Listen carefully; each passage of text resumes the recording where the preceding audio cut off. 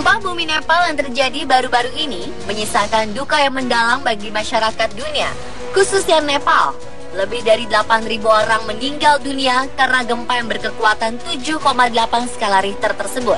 Jumlah itu termasuk wisatawan yang datang dari berbagai negara.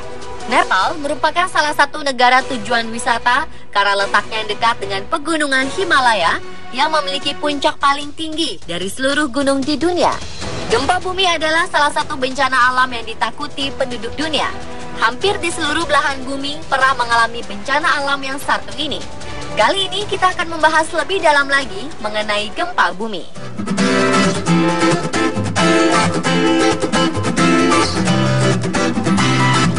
Gempa bumi merupakan getaran atau guncangan yang terjadi di permukaan bumi.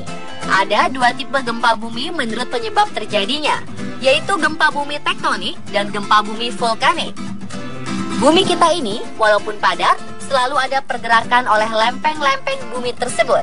Ada kalanya pergerakan bumi tersebut terlalu besar hingga tidak dapat ditahan dan timbullah getaran. Bayangkan saja, jika sebuah benda bertabrakan pasti terjadi guncangan. Gempa bumi yang diakibatkan oleh pergeseran lempeng dinamakan gempa bumi tektonik. Selain karena adanya pergeseran lempeng, gempa bumi juga bisa terjadi karena energi yang dikeluarkan oleh magma dari perut bumi. Jika energi tersebut terlalu besar, akan menimbulkan guncangan. Biasanya keadaan ini terjadi di daerah sekitar gunung berapi. Gempa yang dihasilkan ini dinamakan gempa bumi vulkanik. Biasanya, jika jumlah energi itu tidak mampu dibendung oleh gunung berapi, setelah gempa akan terjadi letusan gunung berapi.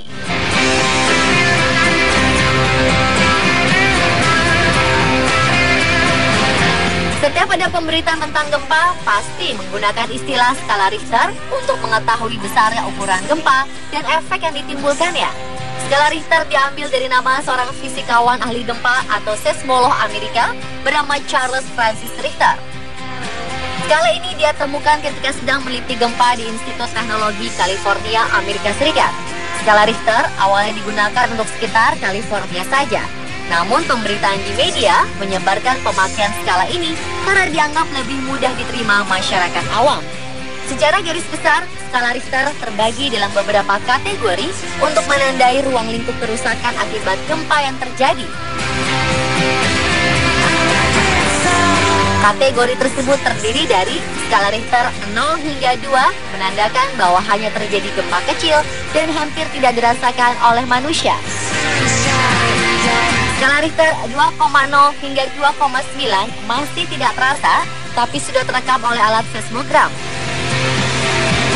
Skala Richter 3,0 hingga 3,9, gempa sudah dirasakan manusia, tapi tidak menimbulkan kerusakan. Skala Richter 4,0 hingga 4,9 menandakan gempa sudah diketahui dengan bergetarnya perabot dalam ruangan, namun kerusakan tidak terlalu signifikan. Tetapi jika penduduk tinggal di gedung bertingkat tinggi, pada rentang skala ini sudah bisa merasakan goncangan yang lebih besar. Gempa pada skala Richter 5,0 hingga 5,9 sudah bisa mengakibatkan kerusakan besar pada bangunan, namun dalam area yang tidak luas. Pada skala ini, tembok beton dan dinding biasanya retak. Gempa pada skala 6,0 hingga 6,9 skala Richter sudah merusak bangunan kecil dan besar hingga radius 160 km dari epicentrum atau pusat gempa. Gempa skala Richter 7,0 hingga 7,9 tergolong gempa besar yang mengakibatkan kerusakan besar dan area yang luas.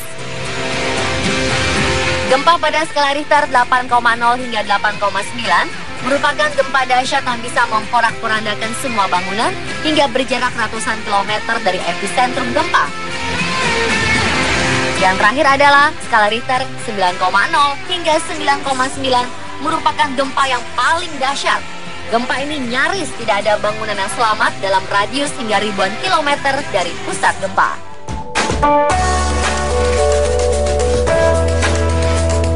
Sebenarnya, pengukuran gempa tidak hanya menggunakan skala Richter saja, karena skala Richter ini pun banyak kekurangannya. Misalnya, suatu gempa bisa dikatakan tidak selalu representatif. Terkadang sebuah gempa dinyatakan 8 skala Richter, namun karena pusat gempa jauh dari pemukiman, penduduk tidak terlalu merasakan dampak kerusakannya. Selain skala Richter, ada dua pengukuran lagi yang biasa digunakan oleh para ahli gempa. Ada skala Mercalli yang ditemukan oleh Giuseppe Mercalli pada 1902. Skala ini terbagi menjadi 12 pecahan berdasarkan informasi dari orang-orang yang selamat dari gempa dan membandingkan tingkat kerusakan akibat gempa. Skala ini tidak bertahan lama karena terlalu subjektif. Skala yang kedua adalah skala kekuatan momen. Metode pengukuran ini ditemukan oleh Tom Hanks dan Hiro Kanamori sebagai pengganti skala Richter dan banyak digunakan oleh seismologis. Namun metode ini menggunakan rumus perhitungan yang sangat rumit sehingga sulit dimengerti masyarakat awam.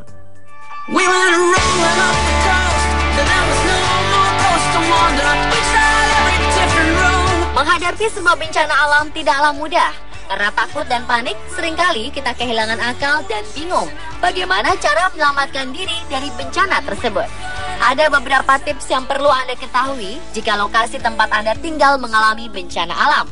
Jika pada saat gempa Anda berada di dalam bangunan, langkah pertama adalah cari tempat yang paling aman dari reruntuhan atau goncangan. Lindungi badan dan kepala Anda dengan bersembunyi di bawah meja, kursi, tempat tidur, atau apapun yang cukup untuk melindungi tubuh. Jika sempat, pakailah bantal di kepala sebagai perlindungan tambahan untuk melindungi otak. Jika tidak ada meja, tempat tidur, atau perabot untuk berlindung, sebisa mungkin cari sudut ruangan yang kosong yang tidak ada benda di atasnya yang dapat jatuh di sekitar Anda. Pakai bantal atau helm untuk melindungi kepala Anda. Hati-hati terhadap langit-langit, benda yang tergantung di dinding, rak buku, pilar, dan hal lain yang mudah jatuh. Jika masih memungkinkan untuk keluar dari bangunan, berlarilah. Jika Anda berada di dalam ruangan umum, jangan buru-buru berlari keluar karena pintu keluar akan dipenuhi orang dan sulit bergerak. Lebih baik berlindung di bawah kursi atau meja. Jangan menyebabkan kepanikan dan ikuti semua petunjuk dari satpam atau petugas gedung tempat Anda berada. Jika berada di dalam lift, segera tekan semua tombol agar lift segera berhenti.